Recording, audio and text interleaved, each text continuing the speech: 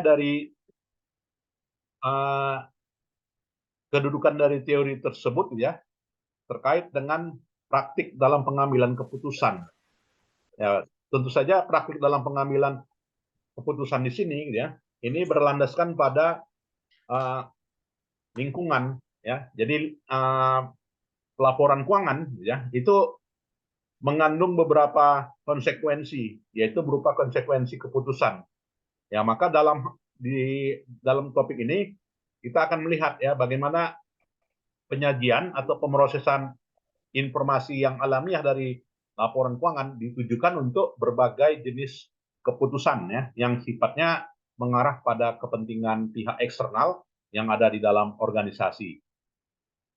User memiliki informasi yang berbeda dan perbedaan informasi tersebut ya itu tidak memungkinkan ya untuk memberikan laporan yang secara umum dapat memenuhi apa yang diinginkan oleh orang atau individu. Di mana user menginginkan ya itu uh, kondisi terkini dan juga kondisi yang potensi ya dan juga kalau pihak lender lain lagi ya kalau pihak employee lain lagi kepentingannya informasi yang dibutuhkannya ya customer juga berbeda gitu ya. Nah, sehingga pengetahuan akuntansi di sini ya harus mumpuni dimiliki ya. Walaupun ada beberapa ada beberapa topik yang menyatakan kalau ingin baca laporan keuangan nggak perlu basic akuntansi. Nah, itu sah-sah aja ya. Yang namanya juga persepsi gitu ya. Nah, sehingga pengetahuan akuntansi ini merupakan suatu hal yang dibutuhkan ya oleh user. Dan perubahan standar akuntansi atau juga standar baru berdampak ya terhadap jumlah yang dilaporkan, terutama dari sisi profitabilitas dan juga net asset.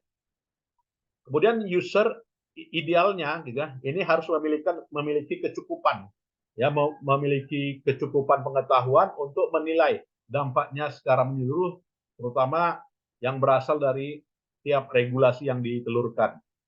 Dan desain dari pelaporan keuangan di sini gitu ya, ini harus memiliki komprehensif signifikan terkait dengan praktik akuntansi yang terkini. Dan inilah yang perlu kita lihat ya terkait dengan use the highlight statement.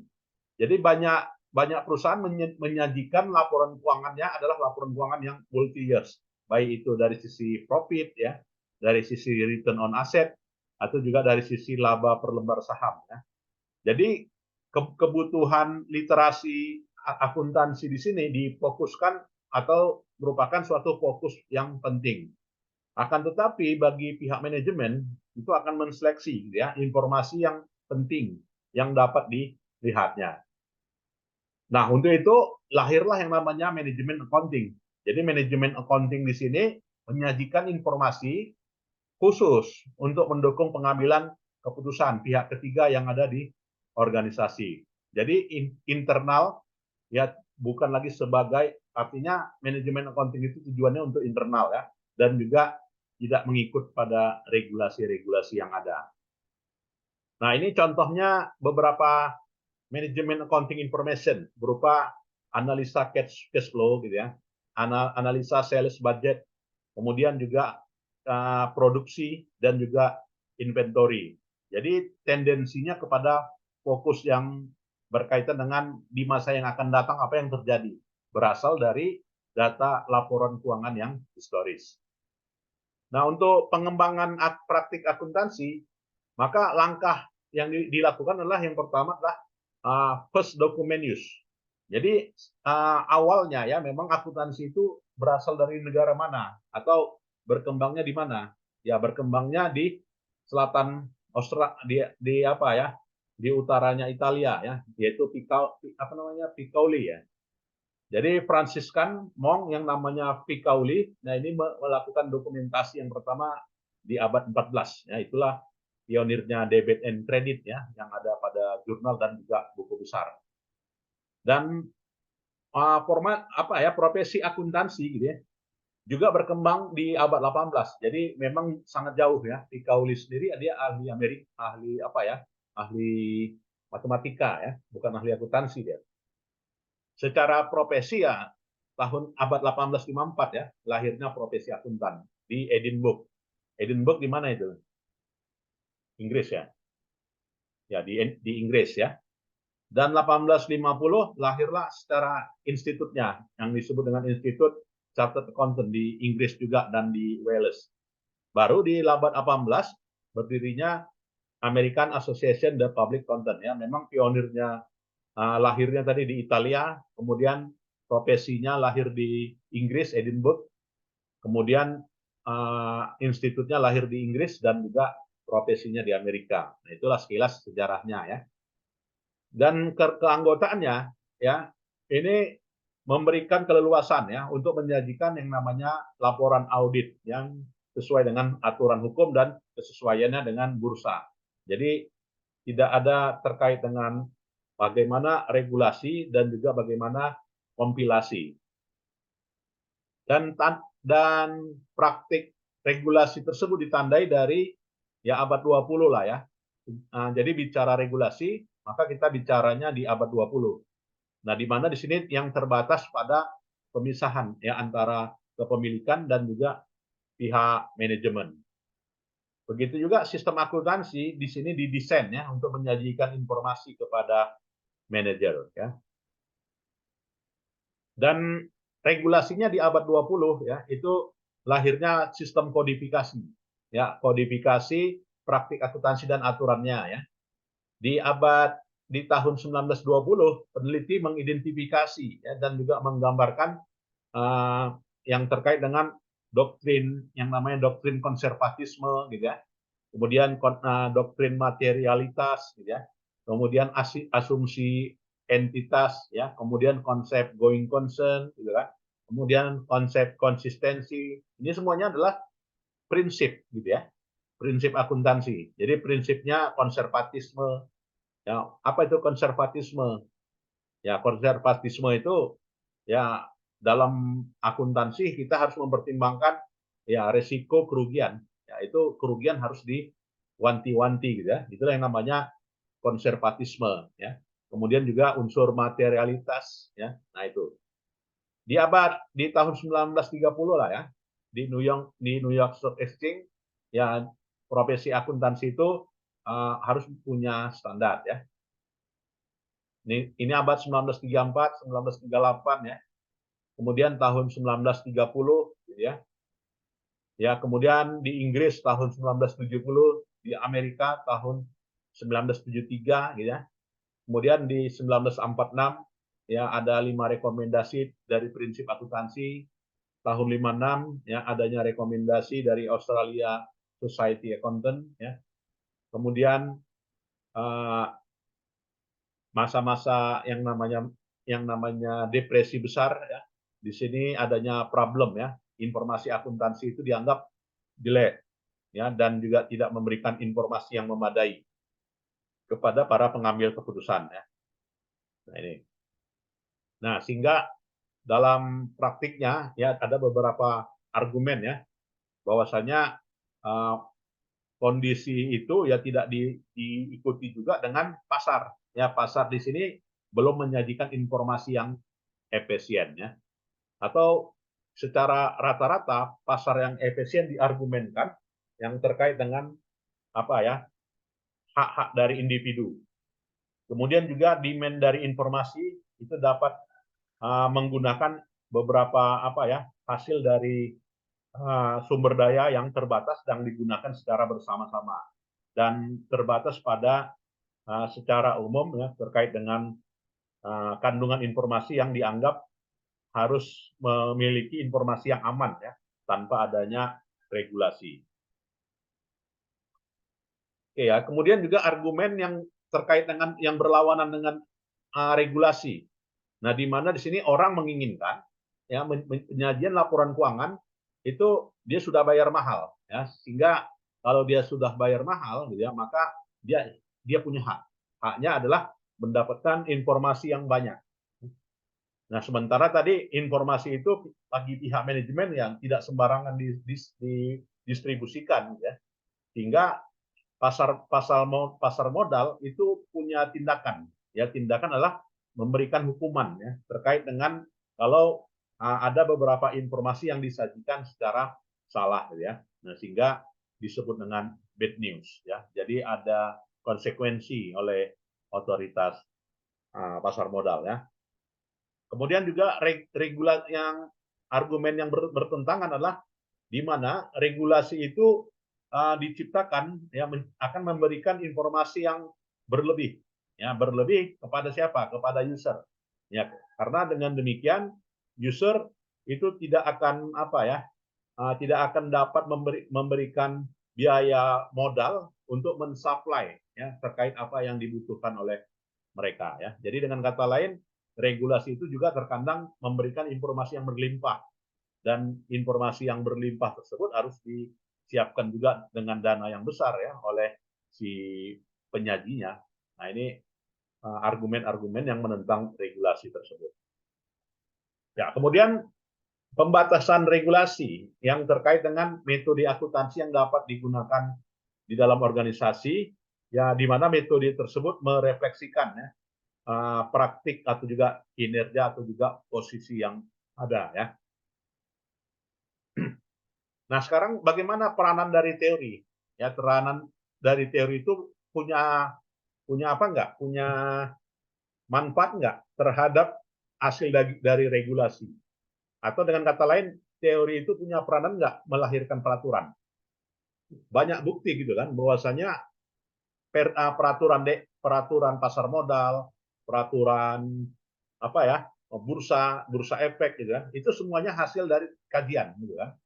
Hasil dari kajian semuanya dari teori ya. Dengan kata lain, teori itu dapat memberikan benefit ya untuk menghasilkan regulasi dengan kata lain ya. Jadi public interest theory itu disebut itu tertuang yang namanya pada public interest theory of regulation.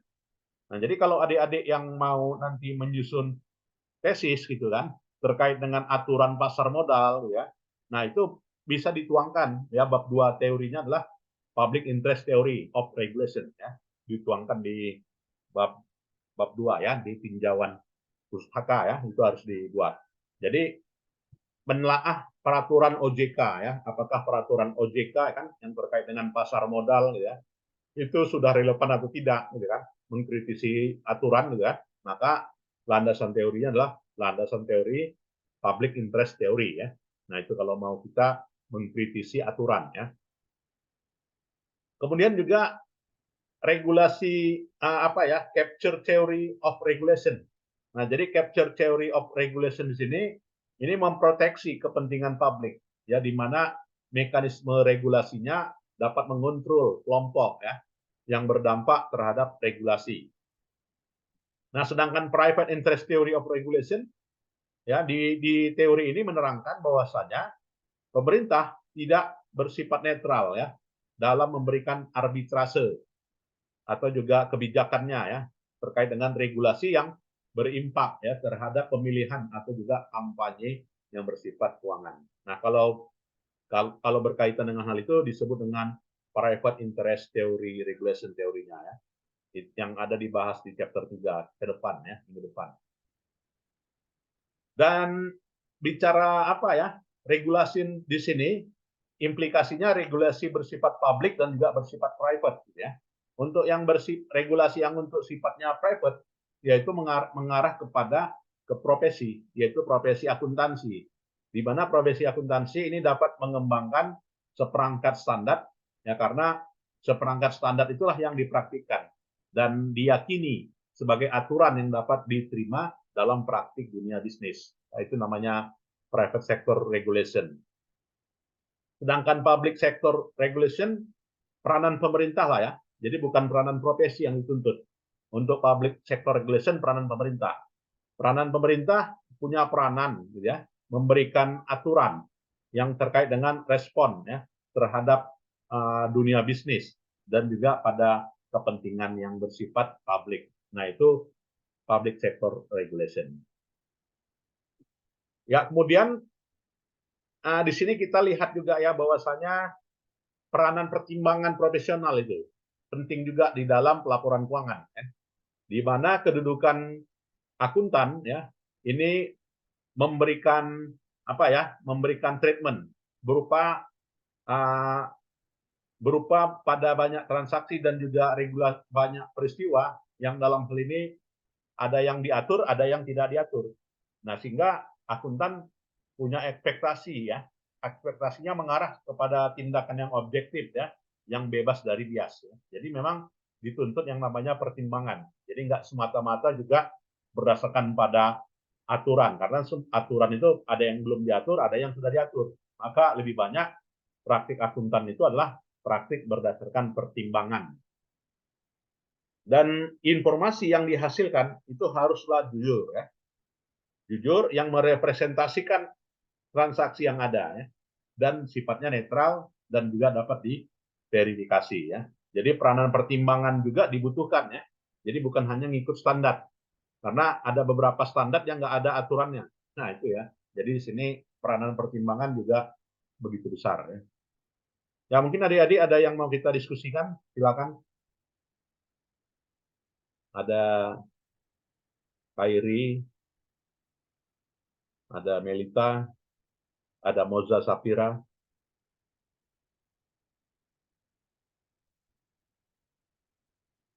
ada Firza. Silakan. Izin Pak bertanya Pak. Oh ya, silakan. Pak, dari teori yang kita bahas tadi kan ada sebuah depresi besar atau problem di akuntansi itu tidak memberikan informasi yang memadai bagi pemangku kepentingan. Dalam hal ini Pak, bagaimana seorang akuntan, profesi akuntan itu menyikapi hal seperti ini Pak, supaya netral gitu Pak?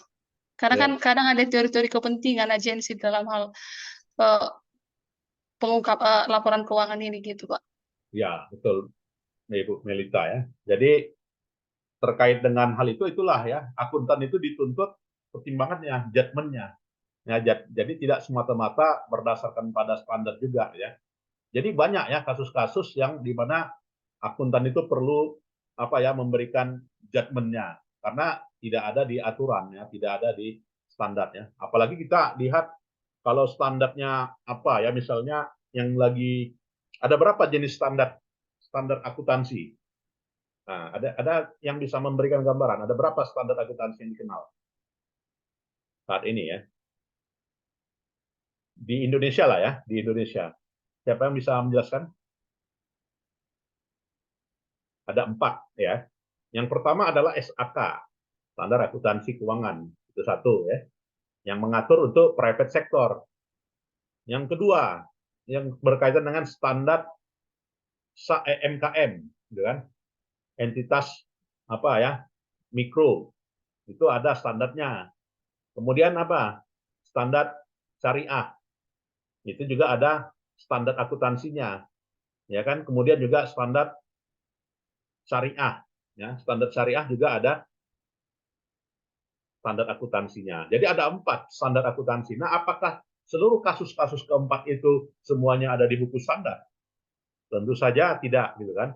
Jadi ada hal-hal yang perlu pertimbangan ya, pertimbangan akuntan. Jadi pertimbangan akuntan itu dari mana asalnya? Ya dari pengalamannya, gitu kan? Kemudian juga komparatifnya dengan asosiasi, gitu kan? Atau juga dengan diskusinya. Nah, jadi semuanya harus benar-benar berasal dari pertimbangannya yang nggak diatur. Jadi kebijakan, kebijaksanaan, ya kearifan, ya wise dari akuntan lah diharapkan ya untuk standar yang belum diatur atau juga standar yang memang regulasinya belum jelas gitu ya. Nah, itu. Jadi judgement lah jawabannya.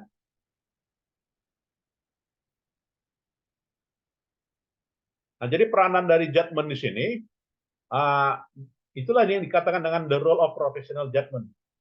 Misalnya sampel, ya kalau audit gitu kan, audit menurut auditor kan gitu kan, keyakinan dia terhadap suatu bukti gitu kan, itu berapa sih sampel itu yang minimal? Itu kan semuanya pertimbangan kan. Ya misalkan lagi mau mengaudit ya, ngambil sampelnya 200. Nah, kenapa enggak 500? Kenapa enggak 300 sampelnya? Buktinya, kwitansinya kenapa enggak 300 diambil? Kenapa hanya 200?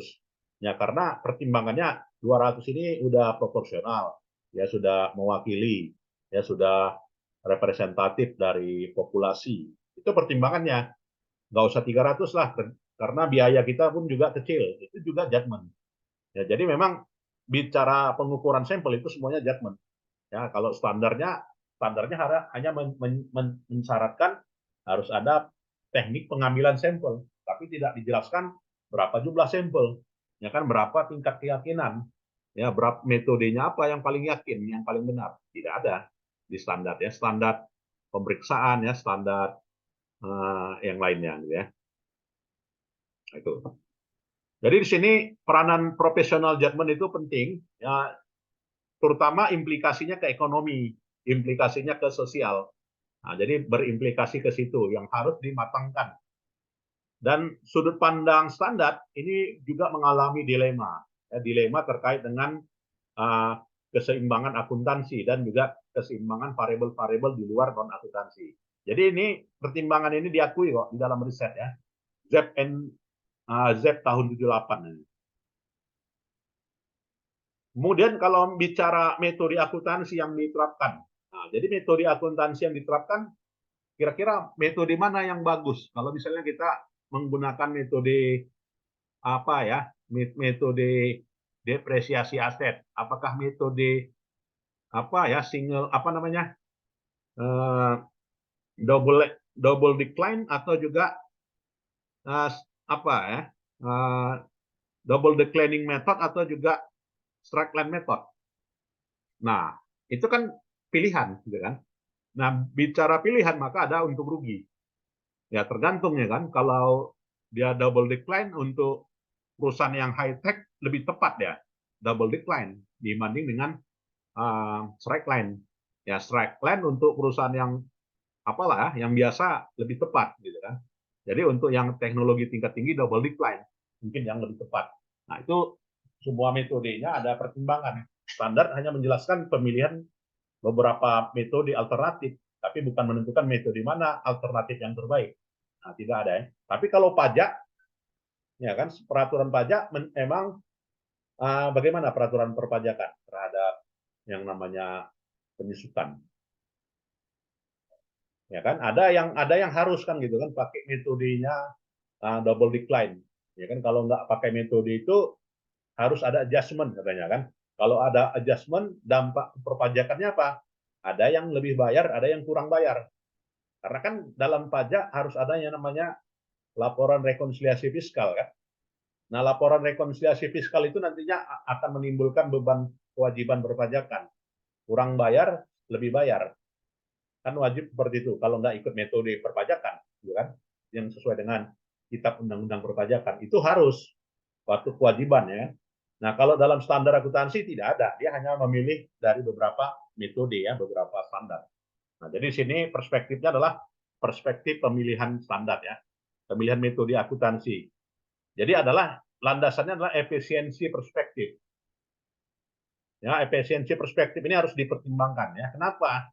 Ya, karena setiap organisasi inginnya inginnya berjalan efisien lah, gitu ya. Jadi bicara efisiensi, maka nantinya berbicara mengenai metode yang digunakan, ya. Jadi regulasi akuntansi membatasi, ya, terkait dengan tekniknya, ya, terkait dengan metode pembebanan biayanya. Nah, itu kira-kira. Nah, selain dari perspektif efisiensi, perspektif apa lagi yang harus dipertimbangkan? Yaitu perspektif oportunistik. Itulah tadi yang dijelaskan oleh Militer tadi, gitu kan. Yaitu kepentingan. Nah, sudut kepentingan mana? Jadi asumsinya dia menyeleksi metode akuntansi, ya, terkait dengan yang diinginkan, ya, driven by self interest. Nah, jadi kalau dia berdasarkan pada sudut pandang kepentingan tertentu, maka metode itu harus dipilih, ya, dari berbagai metode yang ada. Nah, untuk mendiskusikan itu nanti di chapter 7, ya. Dan kekuatan akuntan lah, ya. Jadi kekuatan akuntan di sini banyak proses, ya, yang berimpak, ya, untuk mentransfer kesejahteraan. Dari mana asalnya? Semuanya dari pertimbangan akuntan, ya. Karena pertimbangan akuntan itu implikasinya kepada kesejahteraan. Ya. Ya, kemudian juga profesi akuntan itu yang memberikan pengetahuan, ya. Dan profesi akuntan itu atau akuntan itu dapat memberikan legitimasi, artinya kepastian, ya, kepastian hukum lah ya, atau kepastian dalam suatu organisasi, kira-kira yang mana yang legitimate atau juga yang mana yang tidak legitimate. Ya, ya mungkin ada yang kita diskusikan, silakan dari mahasiswa. Ya, kemudian juga ukuran profit ya. Jadi ukuran profit dipertimbangkan ya terkait dengan banyak lingkungan.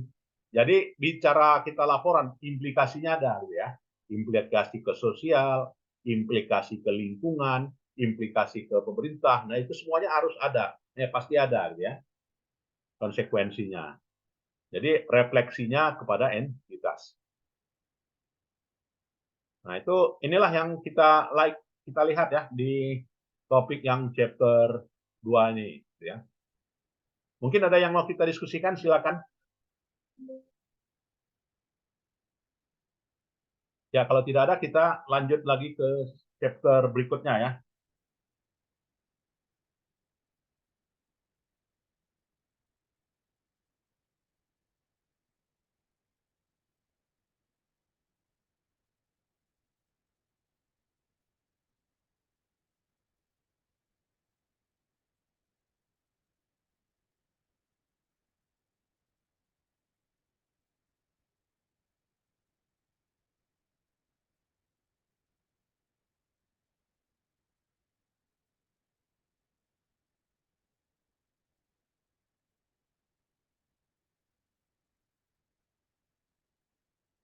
Nah, berikutnya yang berbicara mengenai regulasi akuntansi keuangan. Nah, regulasi akuntansi keuangan itu didasarkan pada ya apa tadi gitu ya. Teori itu ketika dipraktikkan ya kan lahirlah regulasi gitu kan. Nah, dari regulasi, apakah regulasi itu apa ya selamanya mapan ya, selama itu rigor ya, selama itu kokoh, selama itu nah apa ya kedudukannya tidak bisa diganggu gugat. Nah, tentu saja regulasi tersebut apa ya berubah. Nah, sehingga teori juga mendapat masukan. Nah, sehingga terkait masukan atau juga prescription pengesahannya ya ini harus juga dilakukan ya. Jadi sudah kalau kita bicara dari sudut pandang standar akuntansi itu penuh proses politik.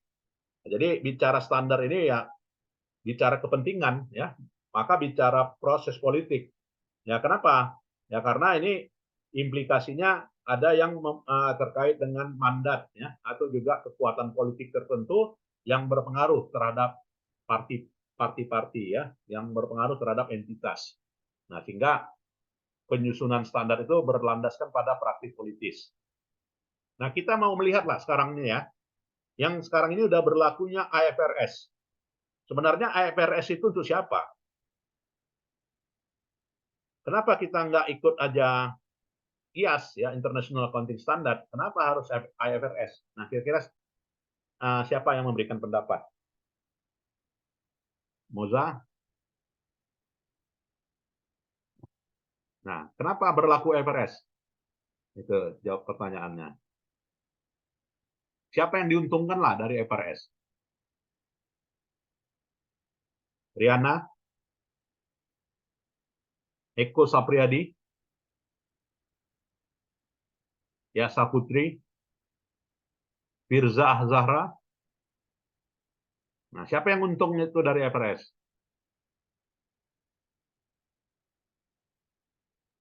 Pengusaha, Pak. Ada? Siapa? Pengusaha, Pak. Iya, pengusaha yang untung. Pekerja untung nggak? Serikat pekerja untung nggak IFRS itu? Enggak, Pak. Enggak kan gitu ya. Nah, jadi perspektifnya adalah pemilik. Nah, IFRS itu lahir karena apa ya? Semua aset itu kalau dibuat secara historis rugi lah dia. Ya kan rugi kalau metodenya historis semua. Kalau dijual loh, Bapak kan dulu belinya 100. Walaupun sekarang harga pasarnya 300 ya, tapi kita akui 100. Wah, saya nggak mau gitu ya. Ini aset saya udah naik di tepi jalan gitu ya. Harganya udah bukan lagi 100 tapi 1000. Ya, si pemilik yang untung. Ya, jadi sudut pandangnya adalah sudut pandang apa ya? Sudut pandang pemilik IFRS itu. Ya, makanya pemangku kepentingan itu adalah stakeholder yang untung. Ya, makanya mau tidak mau pihak manajemen harus ikut apa yang diinginkan oleh pemilik gitu ya. Jadi situ accounting standard setting is very political process. Dan perspektifnya adalah perspektif pre-market. Nah, jadi kita sudut pandangnya bukan pasar yang tertutup. Sudut pandangnya adalah sudut pandang pasar yang terbuka. Ya, artinya dipertemukan oleh demand and supply. Siapa yang punya uang, ya kan, maka dia bisa mengatur. Itu kan yang namanya pre-market kan, yang ikal bakal dari liberalisme kan itu ya. Liberalisme itu mengatur ya, karena pemilik modal yang banyak itulah yang raja. Siapa yang punya modal yang banyak itulah rajanya. Ya kan, maka itu namanya pre-market perspektif. Nah, informasi akuntan ini harus memberikan ya berlandaskan pada perspektif demand and supply tersebut ya. Sehingga supply-nya optimal. Jadi dukungannya berupa dukungan kepada sudut pandang pasar ya. Jadi private economic based of incentive, market for manager, market for corporate takeover, ya market for lemons. Nah ini argumennya yang mendukungnya bahwasanya free market semuanya. Makanya ekonomi Pancasila itu nggak bisa jalan, ya kan? Ekonomi syariah itu banyak yang nolak. Kenapa ya? Karena masih apa ya? Masih berorientasi pada pemilik modal yang besar. Siapa pemilik modal yang besar itulah apanya ya? Bisa mengarah ke sana standar itu. Dan private economic based incentive. Nah, jadi yang sektor swasta juga berdasarkan pada insentif. Kalau target penjualannya tinggi, bonus tinggi, ya kan? Kalau target penjualannya rendah, maka dampaknya pada penilaian kinerjanya, kan? Jadi semuanya berorientasi pada target, dan target ini berorientasi pada insentif akan berorientasi pada target.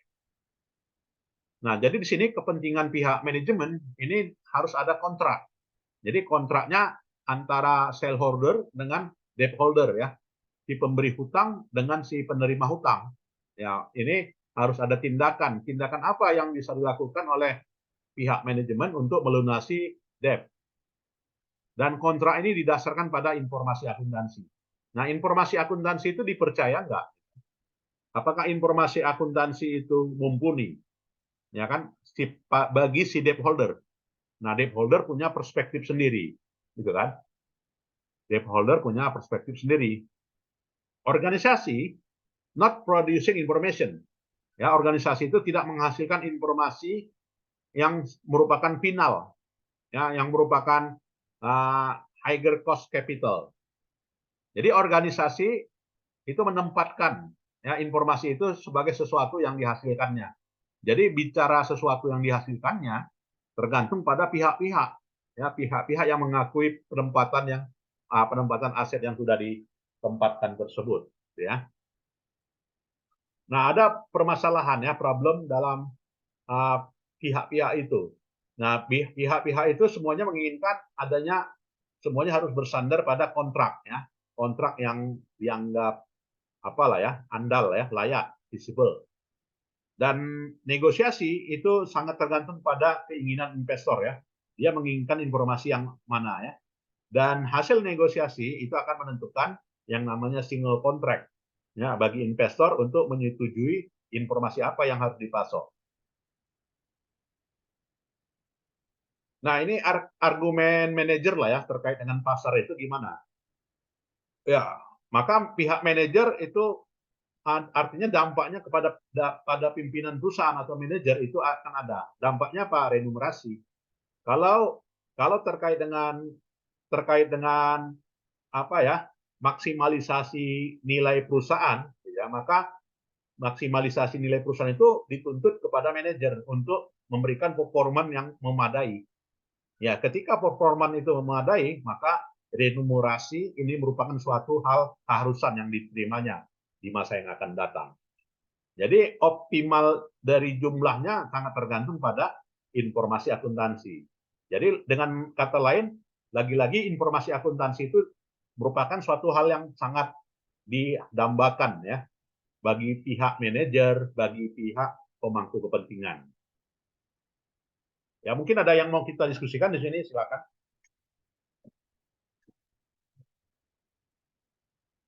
Nah ini asumsi yang lain ya terkait dengan pasar ya, argumennya manager labor market operate efficiency. Nah itu kan.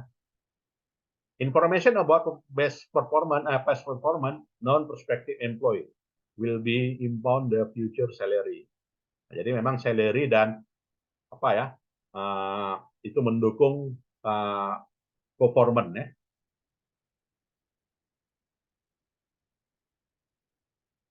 Ya kemudian market lemon argument. Apa itu market lemon argument? Jadi market lemon argument itu adalah no information view, the some like bad information. Jadi tidak ada informasi yang dipandang ya sesuatu yang merupakan informasi yang buruk. Ya artinya semua informasi itu bagus lah ya. Jadi pasar itu menilai ya bahwasanya implikasi pada organisasi itu bisa adalah implikasi buruknya ditutupi ya. Nah, jadi di sini pihak manajer termotivasi ya untuk menutupi informasi yang jelek ditutupi dan informasi yang bagus yang ditampilkan. Hasil siapa? Hasil risetnya Skinner ya tahun 94. Nah, jadi diasumsikan manajer itu menginginkan informasi yang bagus ya selalu kepada apa ya kepada pemangku kepentingan. Jika pengetahuan terkait dengan pengungkapan ya terkait dengan pasar diekspektasikan artinya informasi yang disajikan itu akan menghasilkan reaksi pada tahapan ini. Ya, kemudian peranan Adam Smith Invisible Hand. Nah, ini kan Adam Smith ya, bapaknya Keynes ya, artinya bapaknya liberalisme gitu ya. Adanya invisible hand, artinya tangan-tangan yang tidak terlihat. Jadi tangan-tangan yang tidak terlihat ini digunakan untuk argumen pada pasar bebas ya. Jadi pasar bebas itu yang dikatakan invisible hand itu siapa? Yaitu regulator. Ya kan? Pasar itu nggak akan bisa apa ya? Nggak akan bisa terciptanya demand and supply tercipta ya karena ada halangan yang namanya regulatory. Nah, sehingga invisible hand itu melahirkan teori ekonomi yang lain kan secara ekonomi makro yang disebut dengan teorinya Schumpeter kan. Harus ada teorinya Harold Domar kan gitu ya. Teorinya Harold Domar kan menutupi apa ini teorinya Adam Smith kan tidak setuju dia dengan teorinya Adam Smith ini bahwasanya regulasi perlu ya agar pasar itu nggak melulu bebas ya jadi harus ada regulasi ya harus ada regulasi itulah teorinya Harold Domar kan yang menutupi Keynes ya Keynes mazhab Keynes nah itu kita di ekonomi makro kan dan someone ergo ya leaving the activities control market mechanism the protect market participant. Nah, jadi teori invisible hand tersebut ya pasar itu sangat apa ya tidak sepenuhnya tercipta melalui demand and supply akan tetapi ada tangan-tangan yang tidak terlihat yaitu peranannya apa ya government. Ya, kemudian teori yang lain adalah ini ya teori public interest theory, kemudian capture theory, ya kemudian economic interest group theory. Ya, jadi public interest theory, capture theory ini adalah teori-teori yang menjelaskan perlunya regulasi ya. Nah, jadi kalau adik-adik nanti nyusun tesis gitu kan, berbicara aturan ya, berbicara regulasi ya kan? Relevansi misalnya peraturan OJK, relevansi misalnya peraturan pasar modal. Itu harus ngangkat di bab 2-nya public interest theory atau capture theory atau economic interest group theory. 3 hal itu harus dibuat di grand theory, middle theory dan juga applied teorinya ya. Mungkin ada yang mau diskusi silakan.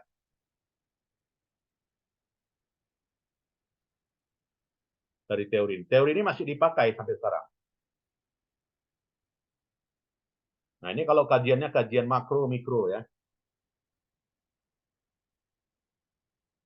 Silakan.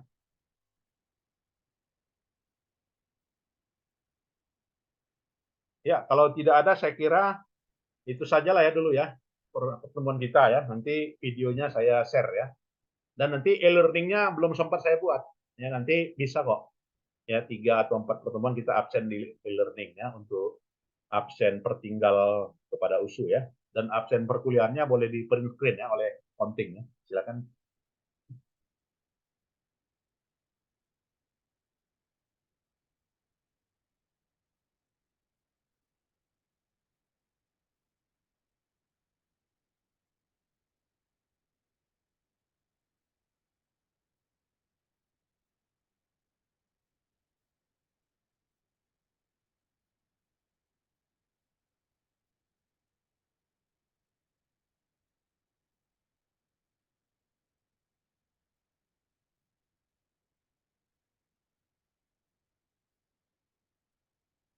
Ya, baik. Kalau sudah di capture, saya kira itu saja ya pertemuan kita.